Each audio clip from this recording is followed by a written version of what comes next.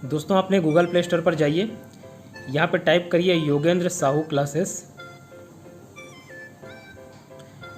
Yogendra Sahu classes, इस app को download कीजिए।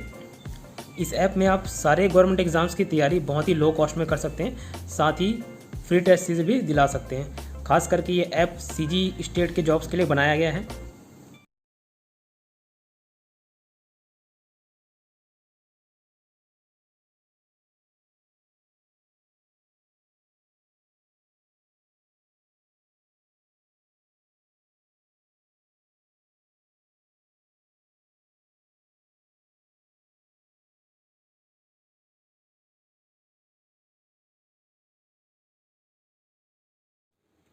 नमस्कार दोस्तों, स्वागत है आपका योगेंद्र साहू ऑनलाइन क्लासेस में। मेरे क्लासेस ऑफलाइन अटेंड करने के लिए या फिर पेड ऑनलाइन क्लासेस अटेंड करने के लिए कांटेक्ट करें 8770123687 पर। Hello friends, welcome to Yogendra Sahu classes.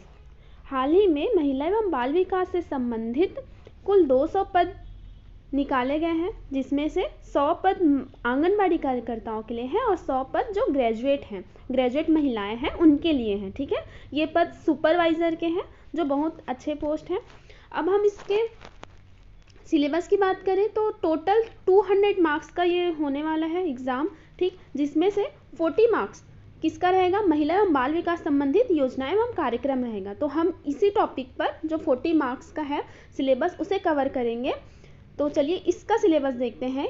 पहला है एकीकृत बाल विकास सेवा योजना, आंगनबाड़ी की सेवाएं, हितग्राहियों के उद्देश्य का चयन, आंगनबाड़ी कार्यकर्ता के कार्यदायित्व, आंगनबाड़ी केंद्र की स्वीकृति के मापदंड। ठीक है, ये एक टॉपिक है। दूसरा है पोषण एवं स्वास्थ्य संबंधी। तीसरा कुपोषण वृद्धि वजन त्योहार। चौथा है शिशु मातृ मृत्यु दर, टीकाकरण। ठीक, पांचवा है बच्चों को पोषक तत्व की कमी के कारण होने वाली बीमारियां। छठा है विभाग की योजनाएं और सातवां विभाग की राज्य मद योजनाएं। ठीक है, तो जो केंद्र और राज्य सरकार द्वारा योजनाएं चलाई जा रही हैं वो दोनों हैं। ठीक है, हमें ये पढ़ना है। फिर नेक्स्ट है सामुदायिक सहभागिता महिला स्व सहायता समूह। ठीक, ये पढ़ना है। और लास्ट है नौवां महिला एवं बाल विकास से संबंधित कानूनी प्रावधान। तो आप देख सकते हैं कि इन सभी में, इन पूरे सिलेबस में सबसे ज़्यादा वेटेज है महिला एवं बच्चों से संबंधित कानूनी प्रावधान। ये कानूनी प्रावधान बहुत इंपॉर्टेंट है और इस टॉपिक में सबसे ज़्यादा वेटेज इसका ही है। तो हम जो हार्ड है वहाँ से स्टार्ट करते हैं। ठीक है, ये जो सबसे बड़ा जिसका वेटेज सबसे ज़्यादा है हम पहले उसे कवर करते हैं, फिर धीरे धीरे इन बाकी सभी सिलेबस को कवर करेंगे। ठीक, तो हम पहले ये देखते हैं महिला एवं बच्चों से संबंधित कानूनी प्रावधान। इसमें पहला है बाल विवाह प्रतिषेध अधिनियम 2006। तो आज हम इसे ही कवर करेंगे। तो चलिए स्टार्ट करते हैं। देखिए जो 9th नंबर का अपना है महिला एवं बच्चों से संबंधित कानूनी प्रावधान, उसमें कुल 10 प्रावधान हमें पढ़ने हैं। ठीक है, कितने? टोटल 10 कानूनी प्रावधान पढ़ने हैं। इसे मैंने एक लाइन से एक टॉपिक वाइज लिख लिया है, तो इसे हमें समझने में आसानी होगा। पहला है बाल विवाह प्रतिषेध अधिनियम 2006 एवं नियम 2007। दूसरा दहेज प्रतिषेध अधिनियम। तीसरा दहेज प्रतिषेध अधिनियम 2004, 1961 और 2004। फिर टोनी प्रताड़ना अधिनियम। पांचवा बाल श्रमिक प्रतिषेध अधिनियम। ठीक है, और वैसे ही कुल 10 कानून हैं जिसके बारे में हमें पढ़ना है। तो आज हम पहला टॉपिक करने वाले हैं बाल विवाह प्रतिषेध अधिनियम 2006। ठीक है, अब स्टार्ट करते हैं। बाल विवाह प्रतिषेध अधिनियम 2006। आप जानते होंगे कि कोई भी अधिनियम है वह राजपत्र में प्रकाशित होने के बाद ही लागू माना जाता है। ठीक है, तो ये जो अधिनियम है राजपत्र में प्रकाशित हुआ उसके बाद ही इसे अप्लाई किया गया है। ठीक है, संपूर्ण भारत में। और क्या क्या इसके प्रावधान है हम देखते हैं। इस अधिनियम में कुल 21 धारा है। ठीक है, कुल 21 धाराएं हैं। ठीक, अब आप देख सकते हैं ये पूरे उसके उपबंध हैं जो लिखे हैं। देखिए धारा 1 में संक्षिप्त नाम विस्तार प्रारंभ, धारा 2 में परिभाषा है। अब देखिए ये बहुत ही लेंदी प्रोसेस है। ठीक है, मतलब बहुत ही ऐसा दिया गया है जिसे पढ़ना, कम समय में पढ़ना थोड़ा मुश्किल हो सकता है, इसलिए मैंने इसके लिए एक पर्सनली हैंड रिटन नोट्स तैयार किया है। तो अगर आप चाहें तो उस नोट्स को मैं समझाऊंगी, उसके बाद आप ये डिटेल पढ़ सकते हैं, पर अगर आप वो नोट्स भी पढ़ेंगे तो आपको क्वेश्चंस बन जाएंगे। ठीक है, तो आप कम समय में अच्छा पढ़ने की प्रयास में रहिए। ठीक, तो मैं आपको नोट्स से पढ़ाऊंगी और ये आप उसका PDF अगर आपको कहीं भी डाउट हो तो आप इसे देख सकते हैं। ठीक है, ये पूरा PDF अवेलेबल है टोटल 21 धाराओं के साथ। ठीक, तो आज हम इसे शॉर्ट नोट्स में पूरा कवर करते हुए नोट्स के जरिए पढ़ेंगे। ठीक, देखिए, बाल विवाह प्रतिषेध अधिनियम 2006, इसे नियम 17 भी 2007 भी कहते हैं। ठीक है, नियम 2007। अब इसकी यह क्या है, इसकी पृष्ठभूमि क्या थी, क्या होता है बाल विवाह, हम उसे देखेंगे, उसके बाद इसके अधिनियम पे आएंगे। ठीक है, तो पृष्ठभूमि देखना जरूरी है कि बाल विवाह से जो प्राचीन काल से चला आ रहा है। ठीक है, तो उस समय हम ब्रिटिश शासन के गुलाम थे। उस समय भी ब्रिटिश सरकार द्वारा इसे रोकने के लिए कुछ प्रयास किए गए थे। ठीक है, तो उस समय भी 1928 में शारदा एक्ट लागू किया गया था। ठीक है, बाल विवाह को रोकने के लिए कौन सा 1928 में शारदा एक्ट लागू किया गया था, जो कि कुछ समय बाद निष्प्रभावी हो गया। ठीक है, उसके बाद 1929 में बाल विवाह निरोधक अधिनियम पारित किया गया था। ठीक, इसी अधिनियम को संशोधित करते हुए वर्ष 2006 में क्या लाया गया, बाल विवाह प्रतिषेध अधिनियम 2006। ठीक है, ये 1929 का जो बाल विवाह निरोधक अधिनियम है, जो ब्रिटिश काल में लागू हुआ था, उसी का संशोधन है। ठीक है, अब देखते हैं बाल विवाह क्या है।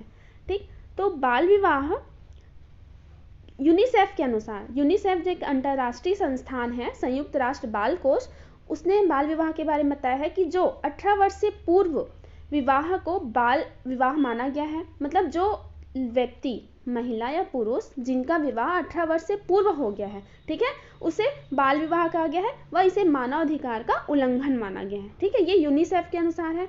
और अन्य भाषा में देखें तो भारत में परंपरा, संस्कृति, धार्मिक संरक्षण की आड़ में दुष्परिणाम के फलस्वरूप बाल यौन शोषण, कम उम्र में गर्भधारण, उच्च शिशु मृत्यु दर, घरेलू हिंसा दिखाई देती है। इससे ही बाल विवाह का जन्म होता है। ठीक है, तो ये एक दुष्परिणाम है। ठीक है, भारत में, जिसे रोकने के लिए ही बाल विवाह प्रतिषेध अधिनियम लागू किया गया है। ठीक है, तो बाल विवाह समझ आया क्या होता है। अब इसके उद्देश्य क्या है, ये बाल विवाह प्रतिषेध अधिनियम 2006 लाने के क्या उद्देश्य हैं।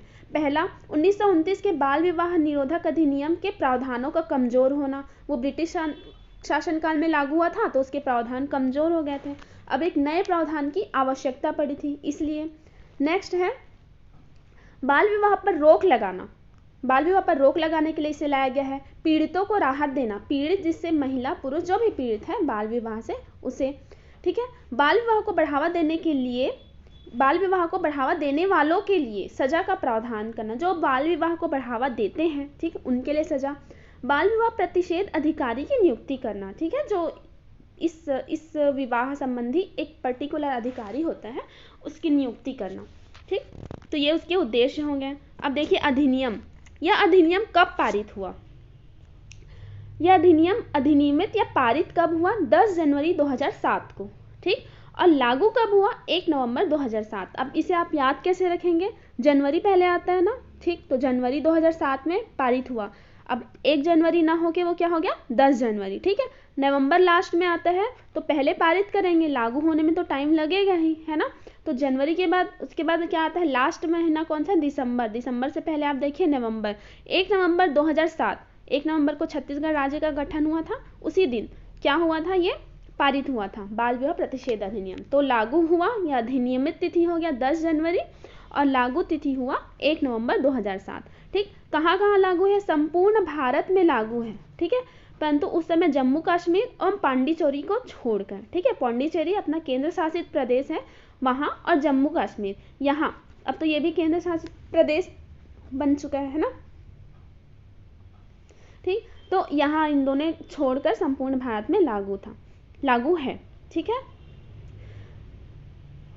दूसरा, भारत के बाहर विदेशों में निवासरत भारतीय नागरिकों पर भी लागू है। ठीक है, कहाँ पे लागू है, जो भारत में तो लागू है ही, जम्मू कश्मीर और पांडिचेरी को छोड़ के भारत के बाहर जो विदेश में जो नागरिक निवास कर रहे हैं, भारतीय नागरिक, उन पर भी लागू होता है। ठीक, अब मेन इसका पॉइंट है कुल धाराएं। इन्हीं धाराओं से डायरेक्ट क्वेश्चन पूछता है या धारा के अंदर से क्वेश्चन पूछता है। तो मैंने जो अभी आपको डिटेल में इसका जो PDF दिया था उससे मैंने शॉर्ट फॉर्म में इसे बनाया है, तो आप इससे पढ़िए, आपकी तैयारी हो जाएगी। ठीक, तो कुल इसमें 21 धाराएं हैं। पहला धारा है, किसी भी अधिनियम का पहला धारा होता है संक्षिप्त नाम, विस्तार एवं परिभाषा एवं लागू होना। ठीक है, तो इसका संक्षिप्त नाम क्या है? बाल विवाह प्रतिषेध अधिनियम 2006 कहाँ कहाँ लागू है? जम्मू कश्मीर एवं पांडिचेरी को छोड़कर संपूर्ण भारत में लागू है। कब लागू हुआ? 1 नवंबर 2007 से। ठीक है, अधिनियमित हुआ था 10 जनवरी 2007 को। ठीक है,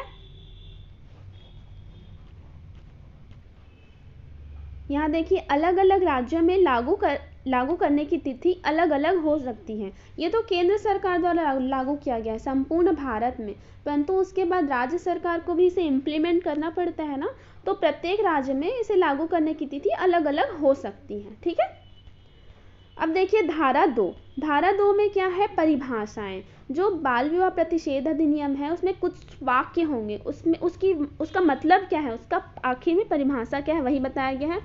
तो धारा 2 में बालक की परिभाषा बताई गई। ठीक है, बाल विवाह में जो बाल शब्द है, बाल या बालक शब्द है, उसका अर्थ है इसमें महिला और पुरुष दोनों शामिल हैं। ठीक है, बाल में, बालक में कौन आते हैं? मेल और फीमेल दोनों शामिल हैं। ठीक है, वह महिला जो 18 वर्ष से कम हो और वह पुरुष जो 21 वर्ष से कम हो। ठीक है, बालक माने जाएंगे। ठीक, तो वह महिला जो 18 वर्ष से कम हो और पुरुष के लिए 21 वर्ष से कम, वो क्या कहलाएंगे? बालक कहलाएंगे। अब बाल विवाह की परिभाषा दिया गया है। बाल विवाह से तात्पर्य ऐसे विवाह से है जिसमें बंधने वाले दोनों पक्षकारों में से कोई एक या दोनों बालक हो। बाल विवाह उसी को माना जाएगा ना यदि मेल है वो 21 वर्ष से कम है और फीमेल है 18 वर्ष से कम है, दोनों की शादी हो रही है, या एक बड़ा है एक छोटा है उसकी शादी हो रही है। ठीक है, तो उसे बाल विवाह माना जाएगा। ठीक, तो इसकी परिभाषा दी गई है 2 में। अब देखिए 2 बाल विवाह प्रतिषेध अधिकारी को परिभाषित किया गया है। बाल विवाह प्रतिषेध अधिकारी मतलब ऐसा अधिकारी जो इस संबंध में जो भी विवाह का आयोजन होता है उसे रोकने के लिए राज्य सरकार द्वारा नियुक्त किया गया है। इसके बारे में हम आगे डिटेल से पढ़ेंगे, अभी आप इतना ही याद रखिएगा कि बाल विवाह प्रतिषेध अधिकारी को परिभाषित किया गया है। नेक्स्ट है 2 अंग। इसमें जिला न्यायालय के बारे में बताया गया है। जिला न्यायालय किसे कहा जाएगा? कुटुंब न्यायालय या पारिवारिक न्यायालय को। ठीक है, जिला न्यायालय जहां बाल विवाह संबंधित विवाद लाया जाएगा ना, उसे जिला न्यायालय कहा गया है। उसे कुटुंब न्यायालय या पारिवारिक न्यायालय भी कहते हैं। ठीक, अब यहाँ नोट देखिए, जहाँ पारिवारिक न्यायालय विद्यमान नहीं है, मतलब जिस जिले में या राज्य में पारिवारिक न्यायालय विद्यमान नहीं है, वहाँ आरंभिक अधिकारिता रखने वाले प्रधान सिविल न्यायालय को जिला न्यायालय माना जाएगा। सिविल न्यायालय होता है ना, उसे ही जिला न्यायालय मान लिया जाएगा। ठीक है, ये कहना चाह रहा है। ठीक, तो जिला न्यायालय से याद रखिएगा, उसे कुटुंब न्यायालय, पारिवारिक न्यायालय कहते हैं। ठीक है, पूछता है ये। अब आगे देखते हैं धारा 3, बाल विवाह के बंधन में आने वाले पक्षकार जो बालक हैं के विकल्प पर शून्यीकरण। अब इसका मतलब क्या है? धारा 3 में ये बताया है कि जो बाल विवाह हुआ है जिन बच्चों का, उनके विकल्प पर अगर वो चाहें तो इस विवाह को शून्य घोषित कर सकते हैं। आगे इसके बारे में लिखा है, बाल विवाह इस अधिनियम के पूर्व या पश्चात हुआ हो तब मेल या फीमेल जो इस विवाह के बंधन में हैं के विकल्प पर अर्थात कंप्लेंट पर विवाह अमान्य माना जाएगा। अगर दोनों बाल विवाह है, दोनों में से कोई एक पक्षकार इस विवाह के खिलाफ कंप्लेंट कर देता है तो इस विवाह को अमान्य माना जाएगा। ठीक है, दूसरा, यदि याचिका दायर करते समय मेल या फीमेल जो भी जिनका विवाह हुआ है वह अवयस्क हैं, तब उनके पक्ष से उनके संरक्षक के अंतर्गत माता पिता भी आ सकते हैं। ठीक है, न्याय मित्र या जिसे वकील कहा जाता है, या बाल विवाह प्रतिषेध अधिकारी जो सरकार द्वारा नियुक्त किया जाता है, वो अगर याचिका दाखिल करें तो भी ये विवाह को अमान्य घोषित किया जा सकता है। ठीक, अब इसमें एक ऐसा प्रावधान भी किया गया है कि इस विवाह में अगर बाल विवाह हुआ है तो विवाह में किसी भी पक्षकार द्वारा, दोनों पक्षकारों द्वारा आपस में उपहार या जो भी लेन देन दहेज जो चलता है ना वो हुआ है, पैसों का लेन देन हुआ है, तो न्यायालय आदेश द्वारा उसे लौटाने का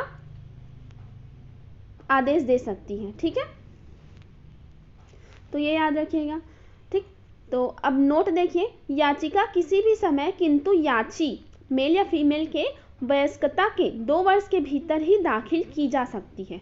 अगर मान लीजिए ये क्या कहना चाह रहा है, बाल विवाह हो गया, ठीक है, ये विवाह हुआ है अभी 2010 में, ठीक है, अब उसे इस विवाह के संबंध में मतलब कंप्लेन करना है, तो ये 2010 से 2 वर्ष के भीतर ही इस विवाह के संबंध में याचिका दायर कर सकता है। ठीक है, ये इम्पॉर्टेंट है। ठीक, याद रखिएगा, बाल विवाह होने के 2 वर्ष के भीतर उसे याचिका दायर करना होगा, मेल या फीमेल को। ठीक है, अपने के वयस्कता पे, ठीक है, अगर वो 18 वर्ष से पहले उसका शादी हुआ है या 21 वर्ष के पूर्व उसकी शादी हो गई है मेल और फीमेल का, तो उसके वयस्क होने के 2 वर्ष के भीतर ना, ऐसा नहीं कि शादी होने के 2 वर्ष के भीतर, उन दोनों के वयस्क होने के 2 वर्ष के भीतर। ठीक है, ये ध्यान में रखिएगा।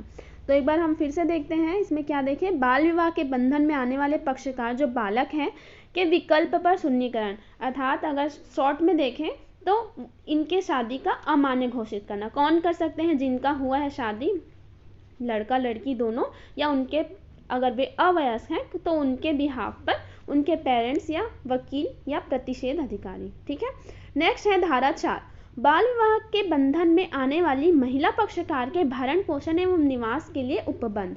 अब जिनका विवाह हो चुका है उस महिला का अगर वो नाबालिग है ना, तो उसके भरण पोषण का और एवं निवास के लिए उपबंध कौन करेगा? न्यायालय आदेश देगा।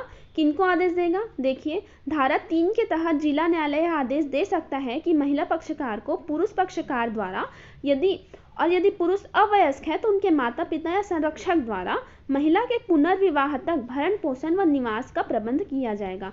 वह महिला जिसका बाल विवाह हुआ है वो जब तक वयस्क नहीं हो जाती है ना, और उसका विवाह दोबारा नहीं हो जाता तब तक उसके भरण पोषण और निवास का प्रबंध करेगा। ठीक है, या तो पुरुष करेगा या फिर अगर वो अवयस्क है पुरुष तो या उसके माता पिता करेंगे।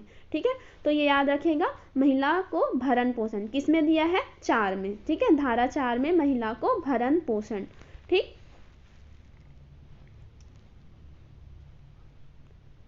नेक्स्ट है धारा 5। धारा 5 में बताया गया है बाल विवाह से जन्मे बालकों का भरण पोषण एवं अभिरक्षा। अब मान लीजिए किसी का विवाह हो गया, उससे संतान की उत्पत्ति हो जाती है, तो वह संतान का रक्षा कौन करेगा? जिला न्यायालय बाल विवाह से उत्पन्न संतान की अभिरक्षा का ऐसा आदेश देगा जो संतान के हित में होगा, वह सर्वोत्तम होगा। ठीक है, जिला न्यायालय ऐसा आदेश देगा जो उस संतान के हित में होगा, ना कि उसके माता पिता के हित में। ठीक है, विवाह के किसी पक्षकार या दोनों के अवयस्क होने पर भरण पोषण का आदेश उनके माता पिता या संरक्षक को सौंपा जाएगा। जैसे अगर मेल और फीमेल है, इन दोनों में से दोनों अवयस्क हैं, ठीक है, नाबालिग हैं, तो उनके वयस्क होने तक इनके जो बच्चे हैं वो इनके माता पिता उनका संरक्षण करेंगे। ठीक है, समझ आया? इनके माता पिता जो अवयस्क हैं उनके माता पिता उनके बच्चों का संरक्षण करेंगे। ठीक है, ऐसा न्यायालय आदेश दे सकता है। ठीक, और यदि न्यायालय को यह जो उचित समझे कि अगर बच्चे को महिला के पास रखना उचित हो या पुरुष के पास रखना उचित हो, या फिर जो फाइनेंशियली कंडीशन, ठीक है, फाइनेंशियली कंडीशन को भी ध्यान में रखा जाता है कि उस संतान का भरण पोषण कहाँ अच्छा हो सकता है, उस बिहाफ पर ये पूरा जो अधिकार होता है वो न्यायालय का ही होता है। ठीक है, जिला न्यायालय जो संतान के हित में वह फैसला लेता है। ठीक, तो 5 बाल विवाह से जन्मे बालकों का भरण पोषण। ठीक है, ये याद रखिएगा, धारा 5 में दिया है। ठीक, नेक्स्ट है धारा 6, बाल विवाह से जन्मे बालकों की धर्मजता। अब ऐसा माना जाता है कि अगर उनका बाल विवाह हुआ है तो उनसे जो जन्म लिया बच्चा है वो अवैध नहीं होगा। ठीक है, वो वैध संतान होगी। इसमें धर्मजता से आशय वही है, वैधता से है। धारा 3 के अधीन विवाह शून्य घोषित होने के बाद भी बाल विवाह से उत्पन्न संतान धर्मज संतान होगी। अगर उनका विवाह शून्य भी घोषित हो जाता है, अमान्य घोषित हो जाता है, फिर भी जो बालक उत्पन्न हुआ है, जो संतान उत्पन्न हुआ है, वह वैध होगी। ठीक है, उसे वही सभी अधिकार दिए जाएंगे। ठीक है, तो वो इस विवाह से उत्पन्न संतान क्या होगी? अवैध नहीं होगी, धर्मज होगी। ठीक है, वो ध्यान रखिएगा। ये धारा 6 में बताया गया है। ठीक है, धारा 6 में आगे देखते हैं, धारा 8, जो इम्पॉर्टेंट धारा है वही यहाँ पे कवर किया गया है, अगर स्किप हुआ है तो वो धारा इम्पॉर्टेंट नहीं है, ठीक है, तो उसके लिए परेशान मत होइएगा। धारा 8 है वह न्यायालय जिसमें अर्जी दी जानी चाहिए। अब बाल विवाह हो गए हैं तो हम किस न्यायालय में जाके अर्जी देंगे?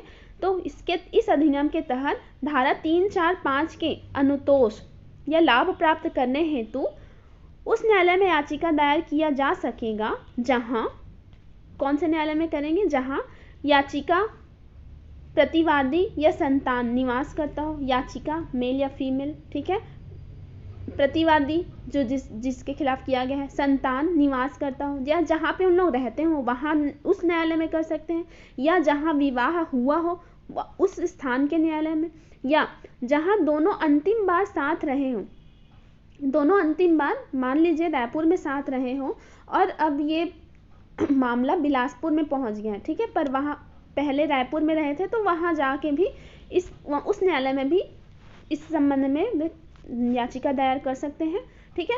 यह याचिका प्रस्तुत करते समय याची जहां निवास कर रहा हो, ठीक है, दोनों पक्ष में से एक पक्ष जहां भी निवास कर रहा हो उस न्यायालय में ये याचिका दायर कर सकते हैं, ठीक। तो ध्यान रखिएगा, धारा 8 में वह न्यायालय जहां अर्जी दी जानी चाहिए के बारे में बताया गया है, ठीक।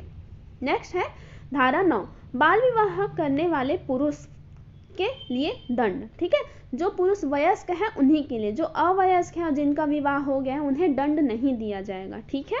जो वयस्क हो गए हैं और जानबूझकर अपने से छोटे और नाबालिग या अवयस्क स्त्री से विवाह कर रहे हैं उनके लिए दंड का प्रावधान है, ठीक। 18 वर्ष से अधिक आयु का पुरुष वयस्क होने के बाद भी बाल विवाह करे तो, ठीक है।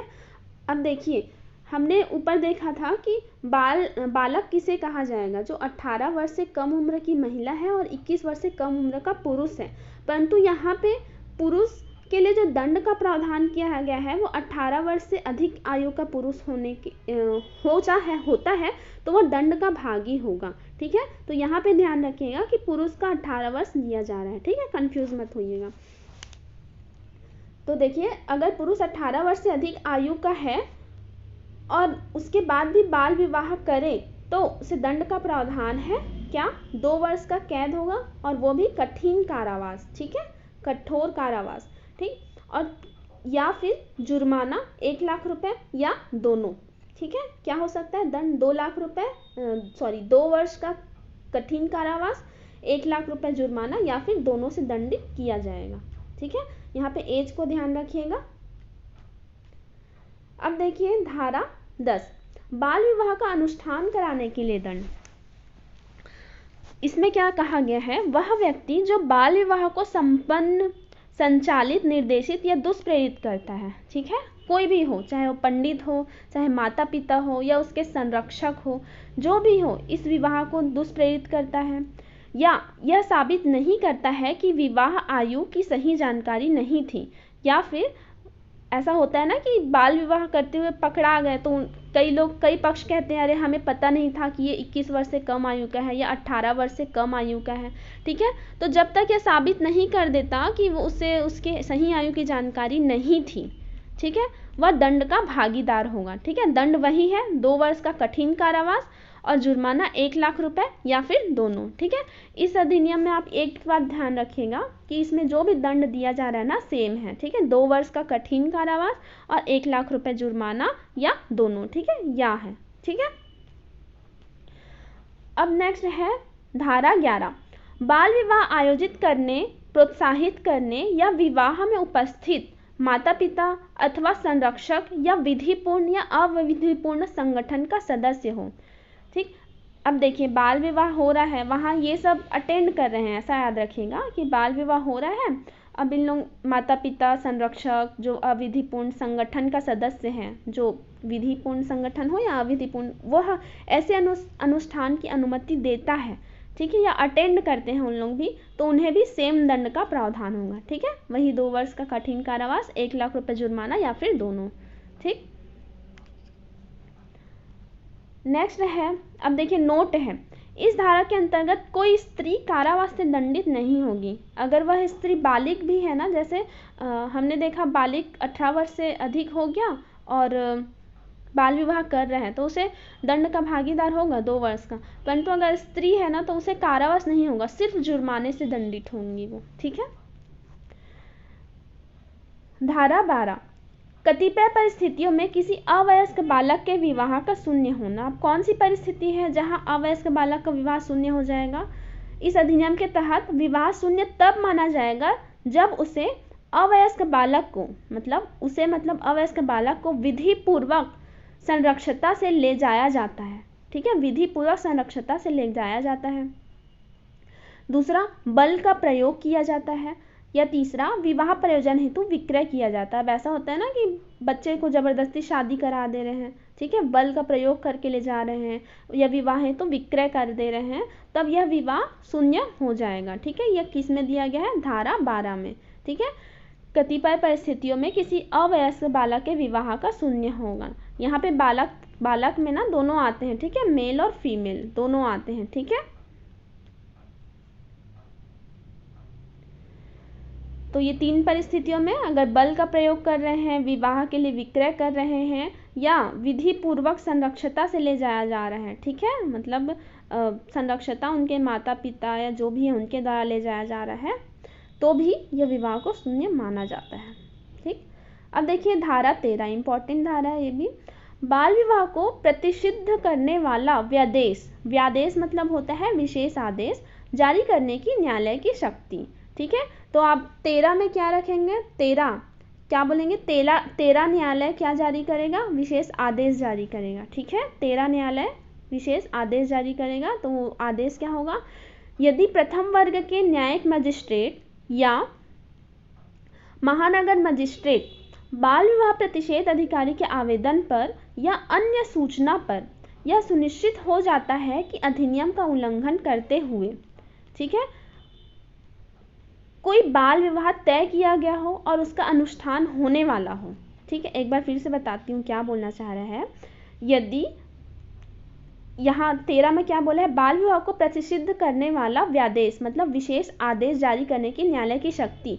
न्यायालय ऐसी आदेश तब जारी करेगा जब उसे यह कन्फर्म हो जाएगा कि प्रथम वर्ग अधिकारी का न्यायिक मजिस्ट्रेट या महानगर मजिस्ट्रेट उसे यह कन्फर्म कर देगा कि इस अधिनियम का उल्लंघन करते हुए कोई बाल विवाह हो रहा है, ठीक है, या होने वाला है, अनुष्ठान होने वाला है, तब अनुष्ठान करने वाले व्यक्ति संगठन के विरुद्ध इसे रोकने के लिए व्यादेश जारी करेगा। ठीक है, उस न्यायालय को कौन सूचना देगा? प्रथम अधिकारी का जिला मजिस्ट्रेट। ठीक है, अगर वो सूचना दे देता है तो न्यायालय इसे रोकने के लिए आदेश जारी कर सकता है। ठीक, इसमें अभी विवाह हुआ नहीं है, होने वाला है।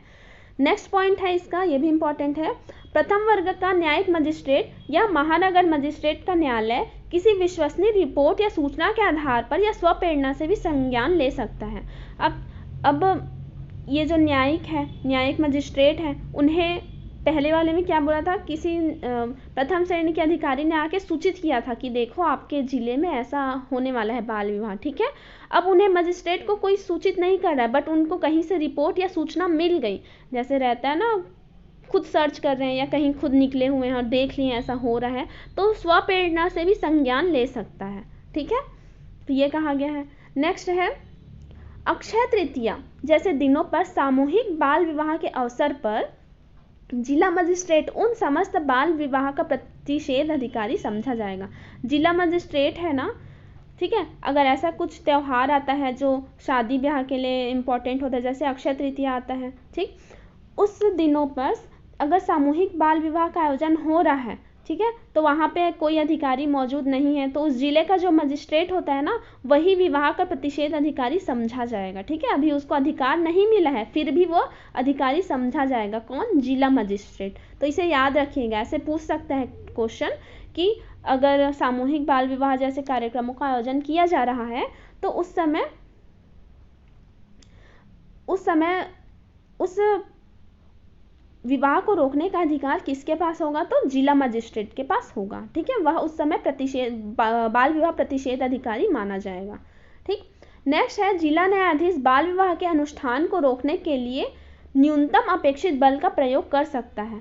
ठीक है, कुछ न्यूनतम अपेक्षित बल जैसे पुरुषों को ज़बरदस्ती बंदी बनाना या मार पकड़ जैसा भी है बल का प्रयोग किया जा सकता है, इसमें परमिशन दिया गया है। ठीक, नेक्स्ट है आदेश के उल्लंघन पर। इस अधिनियम के तहत जो भी आदेश दिए गए हैं, है ना, उसके उल्लंघन करते हैं तो सेम दंड का प्रावधान भी दिया गया है। 2 वर्ष का कैद होगा, ठीक है, वो भी कठोर कारावास, या जुर्माना होगा 1 लाख रुपए, या फिर दोनों। ठीक है, ध्यान में रखिएगा। एक बार मैं धारा 13 को फिर से बताती हूँ। बाल विवाह को प्रतिषिद्ध करने वाला व्यादेश कौन जारी करेगा? न्यायालय जारी करेगा। किसके कहने पर? प्रथम श्रेणी के न्यायिक मजिस्ट्रेट या फिर महानगर मजिस्ट्रेट के कहने पर। ठीक है, कब करेगा? जब ये बाल विवाह होने वाला हो, तब उसे रोकने के लिए आदेश जारी कर सकेगा, व्यादेश कहते हैं जिसे, विशेष आदेश। या फिर दूसरा, प्रथम श्रेणी के मजिस्ट्रेट को खुद स्वतः संज्ञान ले सकता है वो, ठीक है, स्वतः संज्ञान लेकर आदेश जारी कर सकते हैं। या फिर तीसरा है अक्षय तृतीया जैसे दिनों पर कौन? जिला मजिस्ट्रेट इसके रोकने के लिए स्वतः इसका प्रतिषेध अधिकारी समझा जाएगा। ठीक है, या नेक्स्ट है जिला अधिकारी बाल विवाह के अनुष्ठान को रोकने के लिए बल का प्रयोग भी कर सकता है। ठीक, और ये सब के उल्लंघन पर क्या है? 2 वर्ष का कैद, जुर्माना 1 लाख रुपए, या फिर दोनों। ठीक, अब देखिए धारा 14, व्यादेश के उल्लंघन में बाल विवाह का शून्य होना। व्यादेश के उल्लंघन में बाल विवाह का शून्य होना। अब ये क्या है? यदि धारा 13 के अंतर्गत जारी किए गए विशेष आदेश का उल्लंघन करते हुए बाल विवाह होता है, तब वह विवाह आरंभ से शून्य माना जाएगा। ठीक है, मतलब ये इतना समझ लीजिए कि धारा 13 का उल्लंघन करते हुए बाल विवाह हो गया तो बाल विवाह क्या हो जाएगा? शून्य माना जाएगा। ठीक, देखिए धारा 15, अपराधों का संज्ञेय या अजमानती होना। इस संबंध में अगर बाल विवाह उसके संरक्षक करा रहे हैं तो वो ये ऐसे अपराध संज्ञेय होंगे, मतलब तुरंत संज्ञान, तुरंत एक्शन लिया जाएगा। संज्ञेय मतलब होता है तुरंत एक्शन, ठीक है, क्विक एक्शन लेने वाला जो होता है वो होगा। समस्त अपराध दंडनीय होगा, संज्ञेय होगा और गैर जमानती होगा। ठीक है, गैर जमानती होगा। नेक्स्ट 15 में ये बताया गया है। ठीक, नेक्स्ट है धारा 16, बाल विवाह प्रतिषेध अधिकारी। अब हमने ऊपर देखा था बाल विवाह प्रतिषेध अधिकारी की परिभाषा धारा 2 में दिया गया था। वो कौन होता है? ठीक, उसकी नियुक्ति कौन करता है? राज्य सरकार करेगा। ठीक, राजपत्र में अधिसूचना द्वारा। ठीक है, उसकी नियुक्ति कौन करेगा? राज्य सरकार। यहाँ से मैंने पॉइंट वाइज लिखा है जहाँ से क्वेश्चंस बन सकते हैं। ठीक है, बाल विवाह प्रतिषेध अधिकारी किस में है? 16 में, धारा 16 में। ठीक है, उसकी नियुक्ति कौन करेगा? राज्य सरकार करेगा, राजपत्र में अधिसूचना द्वारा। इसकी सहायता हेतु, इसी अधिकारी की, बाल विवाह प्रतिषेध अधिकारी की सहायता हेतु न्यायालय कुछ व्यक्तियों की नियुक्ति कर सकता है। जैसे क्षेत्र से सम्मानित, अपने जो रिलेटेड क्षेत्र है वहाँ से सम्मानित किसी सदस्य की नियुक्ति कर सकता है। अगर उस क्षेत्र का विख्यात समाज सेवी है उनका नियुक्ति कर सकता है, या फिर NGO या गैर सरकारी संगठन होते हैं उनसे अनुरोध कर सकेंगी। ठीक है, उन्हें, इन तीनों को इस अधिकारी की हेल्प करने के लिए वह आदेश दे सकता है। ठीक है, धारा 16 में बताया गया है। कौन देगा? न्यायालय द्वारा आदेश दिया जा सकता है। ठीक है, इसकी नियुक्ति कौन करता है? राज्य सरकार। राज्य सरकार ही इनकी सहायता के लिए इन्हें कह सकता है। ठीक है, या फिर न्यायालय द्वारा भी ऐसा आदेश जारी किया जा सकता है। ठीक है, अब देखिए इसी बाल विवाह प्रतिषेध अधिकारी की शक्तियाँ क्या है? कौन कैसी शक्तियाँ प्रदान करेंगे उन्हें? जो पुलिस अधिकारी जैसी शक्ति प्रदान करेंगे जो राजपत्र में निर्दिष्ट हो। ठीक है, पुलिस अधिकारी के समान उसे शक्ति होगी और वह साक्ष्य इकट्ठा भी कर सकता है। मतलब बाल विवाह हो रहा है उस संबंध में जो प्रूफ लाते हैं ना, जैसे फोटोज हो गया या फिर और भी कुछ हो गया, तो वो साक्ष्य भी इकट्ठा कर सकते हैं, सबूत इकट्ठा कर सकते हैं, ये उसका अधिकार होगा। ठीक है, तो उसके अधिकारी की शक्तियाँ होंगे। अब देखिए उसके कर्तव्य क्या होंगे? बाल विवाह प्रतिषेध अधिनियम 2006 का प्रचार करेगा वो। ठीक है, और दूसरा बाल विवाह को रोकथाम हेतु जागरूकता फैलाएगा कि बाल विवाह नहीं करना चाहिए। बाल विवाह रोकने के लिए आवश्यक उपचार करेगा, मतलब उसके कर्तव्य क्या है? बाल विवाह को रोकना। ठीक है, किसी भी तरीके से, चाहे प्रचार करके हो, लोगों में जागरूकता फैला के हो। ठीक, तो ये बाल विवाह प्रतिषेध अधिकारी इंपॉर्टेंट धारा है, धारा 16। ठीक है, इसकी नियुक्ति राज्य सरकार करेगा। सहायता के लिए 3 सदस्य, 3 या अधिक सदस्य की नियुक्ति कर सकते हैं जो NGO, समाज सेवी या अन्य सम्मानित सदस्य हो। ठीक, इसकी अधिकारी की शक्तियाँ किसके समान होंगी? पुलिस के समान होंगी, और कर्तव्य इसके जागरूकता फैलाएगा। ठीक है, नेक्स्ट है धारा 17, बाल विवाह प्रतिषेध अधिकारी जो आईपीसी की धारा है, आईपीसी मतलब इंडियन पिनल कोड, ठीक है, इंडियन पिनल कोड की धारा, उसमें धारा 21 में के अंतर्गत लोक सेवक माना जाएगा, ठीक है। जो बाल विवाह प्रतिषेध अधिकारी क्या माना जाता है, लोक सेवक माना जाता है, यह इंपॉर्टेंट है, ठीक है। क्या क्या है होता है, बाल विवाह प्रतिषेध अधिकारी एक लोक सेवक होता है, ठीक, इसे ध्यान रखिएगा, ये धारा 17 में बताया गया है, ठीक है। नेक्स्ट है धारा 18, सद्भावनापूर्वक की गई कार्यवाही के लिए संरक्षण। यदि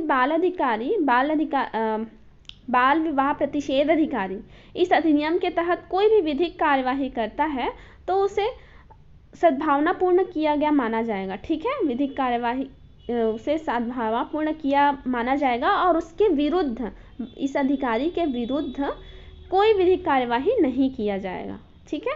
जो भी कार्य किया है उसे सद्भावनापूर्ण माना जाएगा और उस अधिकारी के विरुद्ध कोई भी विधिक कार्यवाही नहीं की जाएगी, ठीक।